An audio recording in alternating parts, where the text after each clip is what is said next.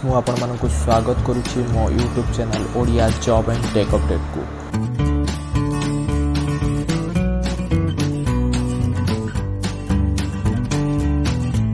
वर्तमान तो जानिचंती यह होछि कि निर्वाचन समय तेणुकरी सबुकिछि दरदाम वृद्धि सह सबुकिछि बढ़ी जिवो।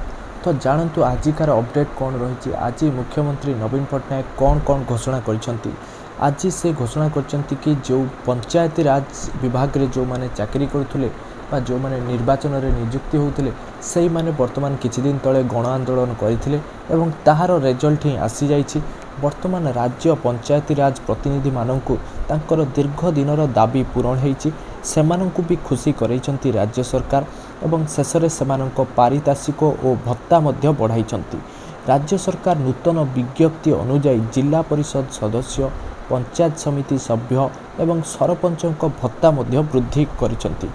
चलंतु जानिबा कौन कौन वृद्धि रही। जो जिला परिषद सभापति माने एणुकु पाउथिले मासुकु 9000 टंका से माने वर्तमान पाइबे 30,000 टंका एवं जिला परिषद रो उपसभापति माने मध्य तांकर मध्य पारितोषिक बढ़ी जाइछि एवं ताहा 20,000 टंका हो जाइछि एवं जिला परिषद सभ्य से माने मासकु 10,000 टंका पाइबे। एवं चलंतु जानिबा पंचायत समिति विषय रे। पंचायत समिति अध्यक्ष माने मासकु 15,000 टंका पाइबे एवं पंचायत समिति उपाध्यक्ष एवं समिति सभ्य माने 7,500 टंका लेखा पाइबे।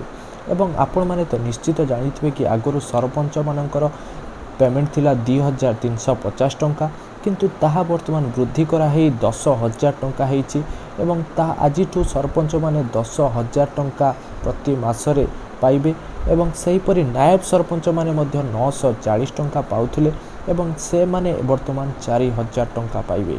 एवं राज्य सरकारंकर एही निष्पत्ति बहुत ही खुशी देइछि एवं राज्य सरपंच महासंघ सभापति एहाकु नै कहिसंती जे राज्य सरपंच महासंघ 15 दफा दाबी नहीं बहुत दिन हेबो आंदोलन चलाई सारथिले किंतु किछि भी फल मिलु नथिला एवं एही निर्वाचन मुहूर्त देखि से एही आंदोलन को पुणी तत्क्षणात करथिले एवं ताहार सुफल तांको मिलिछि।